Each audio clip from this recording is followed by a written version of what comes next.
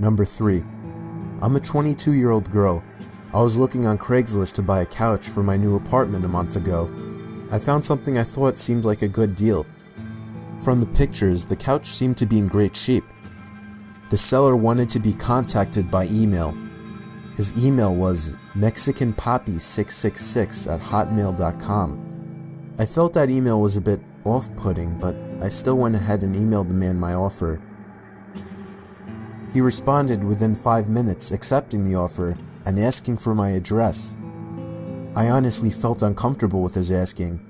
I did not want a stranger coming to my house. I suggested that I just come to his house to pick it up, but he continually insisted that he come to my house. Eventually I stopped responding, and a day later, he emailed me again, giving me his address. I didn't know if I should go at that point, but it seemed like a steal, almost too good to be true, and according to his address, he didn't live too far. So I got in my van and drove over to the seller's house.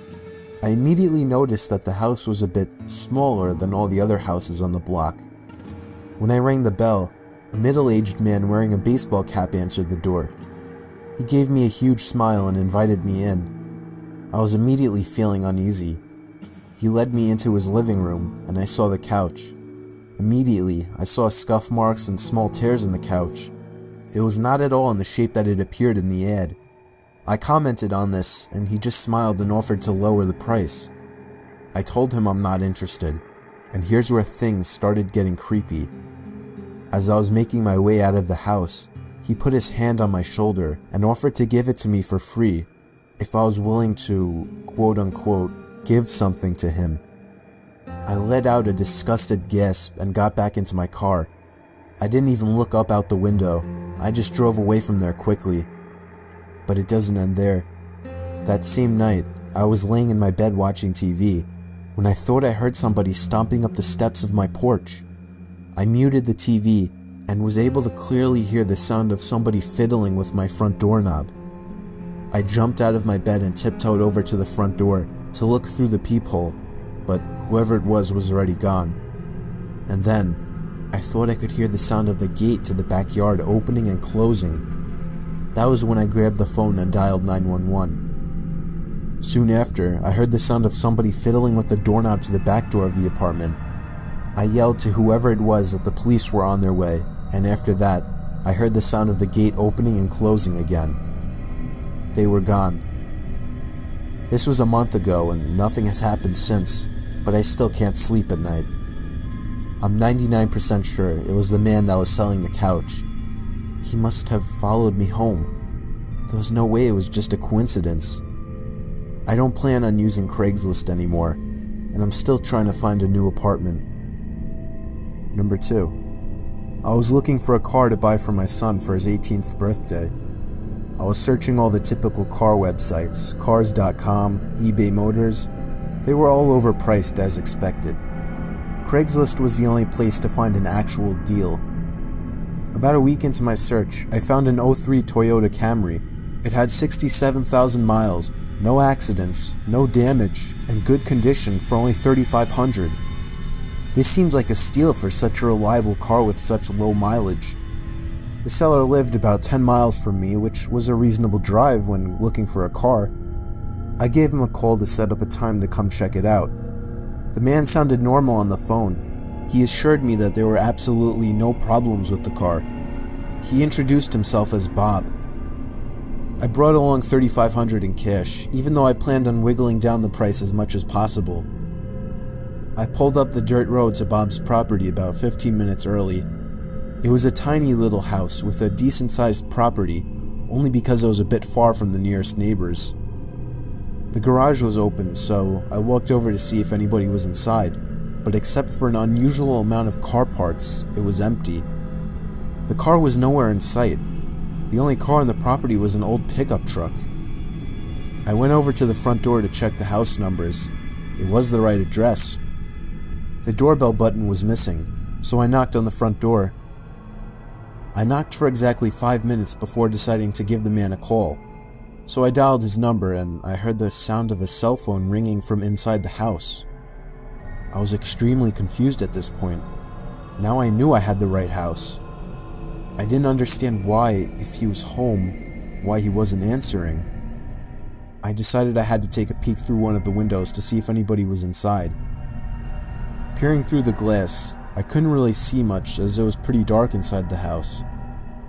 I saw a very old-fashioned dining room set, but across from that, I saw somebody standing at the back door of the house, staring outside. I figured that must have been Bob, so I knocked on the window, but he didn't even move. There was no gate or anything to the backyard. It was just a wide open yard since this wasn't a rural area. I simply walked around the house to the backyard. I didn't understand how he couldn't hear me. When I got to the back door, I made a shocking realization. The figure standing by the door was a taxidermied human being. I ran straight back the way I came and back to my car. I looked up one last time before driving off. The blinds to the window I had peeked into had been shut, but I could see two of the blinds bent open. Somebody was at that window watching me. You can probably guess I had the gas pedal to the floor the whole way home. The whole situation still makes no sense. All the car parts, the fact that there was no Toyota Camry, the taxidermied human being.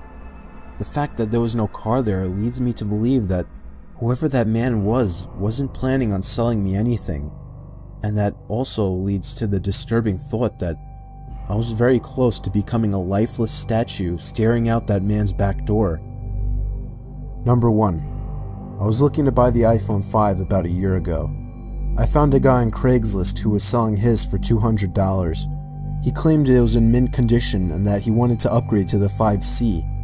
I didn't know much about how to go about testing a phone to make sure everything works, so I brought my little brother along who knew a lot more than I did. We met halfway at a Dunkin' Donuts parking lot at like 10 o'clock at night. Two large, intimidating guys stepped out of a black Honda Civic and walked over to us. One of the guys pulled out the phone and showed it to me. It didn't have a scratch on it. My brother took out my SIM card and popped it into this new phone. He did some testing and told me that it works. The guy then asked for $250, even though he originally asked for $200. I lied and told him I only brought $200, and he seemed a bit unhappy with this. I did have $250, but I didn't want to spend more than his original asking price. I kind of figured it was his way of making sure I didn't haggle down the price. I handed the guy the $200, and he and his buddy got back in their car. We got back into my car, and I tested out the new phone by calling my girlfriend. I sat testing things around for about 5 minutes. My brother commented on the fact that the two guys hadn't left yet either, but I didn't really care. I started the car and pulled out of the parking lot. My brother then commented that the two guys started their car just as I had. I didn't find it too weird. I drove down the turnpike and eventually stopped at a red light. That's when I noticed the black Honda Civic pull up right behind us in my rear view mirror. I found that a bit weird since I was sure they came from the opposite direction. I continued my drive home, but every single turn we made, they followed, and close on my tail too. My brother suggested I pull over, but there was no way I was going to do that. I knew those guys were looking for trouble. It got to the point where I was trying to lose them and started driving dangerously. If they needed something, they would call or at least honk their horn, but they were looking for some kind of trouble. I tried something risky to lose them. At an intersection, the light had just turned red. I floored it across the intersection before any of the cars would begin to pass. My brother shouted at me, calling me stupid and crazy, but it worked. They didn't follow. We got home after the extra long drive. My heart was still racing from the intensity of the situation. I was just happy I got a working phone for such a low cost. Later that night, I was playing around with the phone trying to set some things up before going to bed. My parents and brother were already asleep at this point, and just then, the sound of 2 car doors slamming shut outside interrupted me. I looked out my window, and I felt like my heart completely stopped. The black Honda Civic was parked across the street. I could only assume the 2 guys were already halfway to our front door. I immediately woke up my dad and explained everything as quickly as possible.